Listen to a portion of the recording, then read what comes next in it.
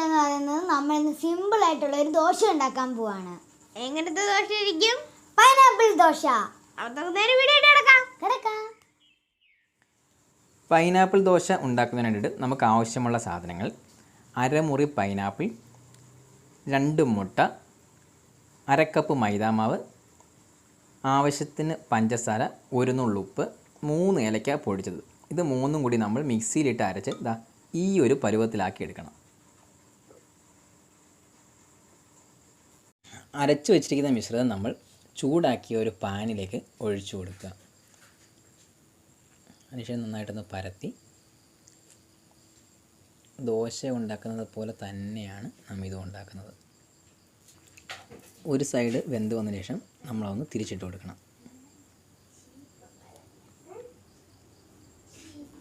ഏകദേശം ഈ ഒരു പരുവമൊക്കെ ആകുമ്പോൾ നമുക്കിത് എടുക്കാവുന്നതാണ്. അങ്ങനെ നമ്മുടെ പൈനാപ്പിൾ ദോശ ഇവിടെ റെഡി ആയിട്ടുണ്ട്. ഞങ്ങളൊന്ന് കഴിച്ച് നോക്കാൻ പോവാം. കഴിച്ച് നോക്കിയിട്ടത് എങ്ങനെയുണ്ടെന്ന് പറയാം.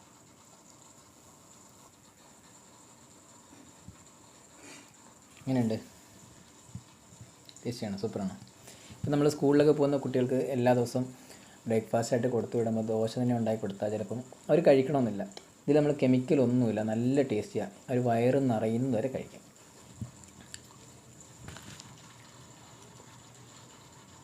അടിപൊളിയാണ്, നല്ല ടേസ്റ്റിയാണ്.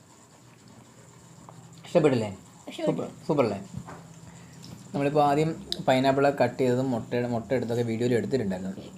സെപ്പറേറ്റായിട്ട് പൈനാപ്പിൾ കട്ട് ചെയ്തത്, മുട്ട ഒഴിക്കുന്നതെല്ലാം മിക്സിയിൽ ഒഴിക്കുന്നത് എടുത്തിട്ടുണ്ടായിരുന്നു. പക്ഷേ അത് നമുക്ക് വീഡിയോയിൽ സേവ് ആക്കാൻ പറ്റില്ല. അതുകൊണ്ടാണ് നമ്മൾ ഇളക്കിയ ഭാഗം കാണിച്ചത്. നമ്മളൊരു ജസ്റ്റ് പരീക്ഷണം പോലെ നോക്കിയതാണ്. ഇത് യൂട്യൂബിൽ വേറെ ആരും ചെയ്തിട്ടുണ്ടാകാൻ സാധ്യതയില്ല ഇങ്ങനെ വീഡിയോ. നമ്മൾ ചുമ്മാ ഒരു പരീക്ഷണം പോലെ നോക്കിയപ്പോൾ അടിപൊളിയാണ്. അപ്പോൾ ഇതെന്തായാലും എല്ലാവരുടെയും വീട്ടിൽ നിന്ന് ട്രൈ ചെയ്ത് നോക്കണം. സൂപ്പറാണ്.